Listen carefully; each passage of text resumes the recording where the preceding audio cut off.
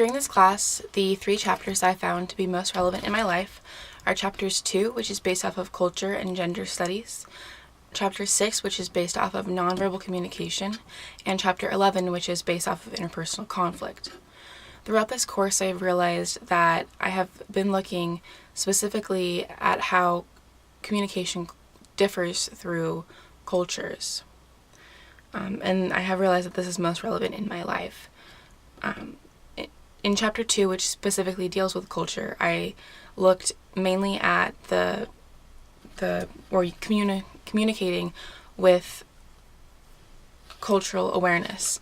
My family and friends and the people I work with and people I meet at my work, their culture varies drastically. My family tends to be from an older generation and tends to be Republicans, whereas my friends tend to be from a younger generation and are usually Democrats. The people at my work are also from that younger generation, and the people who I meet at my work are mainly tourists and usually are not from America. And dealing with that, coming from a different country, there's a huge cultural difference. So dealing with all of these people, I have learned how to communicate from different areas and learned how to communicate throughout different cultures. Chapter 6 deals with nonverbal communication.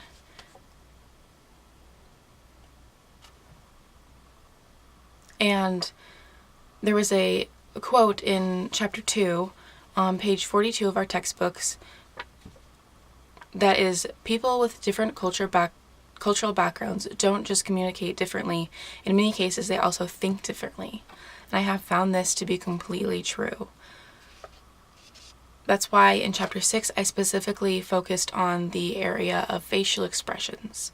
And when people don't think differently or speak differently than us, a lot of times a really good way to continue communicating with them is through facial expressions and gestures.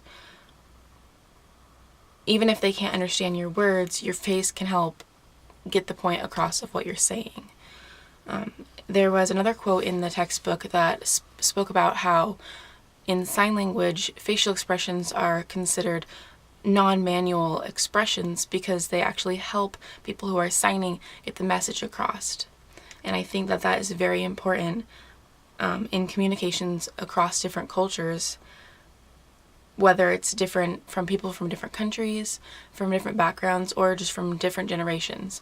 I think that facial expressions are a huge benefit to communicating.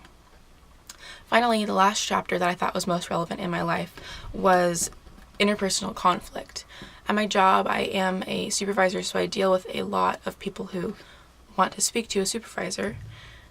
And when we get a lot of people who are from different countries, like I have been saying, and the cross-cultural conflicts, the section in the chapter about that, I realized that is important, and that I deal with that. It explained how, because there's different gestures and there's different ways in speaking in different cultures, that sometimes dealing with the conflicts are a lot harder, which is absolutely true.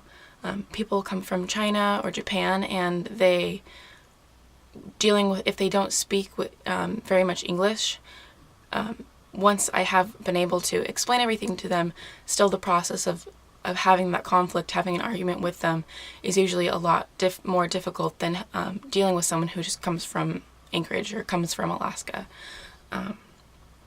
So overall, I believe this class has been useful for me to learn about how cultures vary in all their communication aspects. It has made me learn that there are so many different communication standards, and has helped me deal with how to communicate effectively and with other people, and also how to deal with conflicts effectively.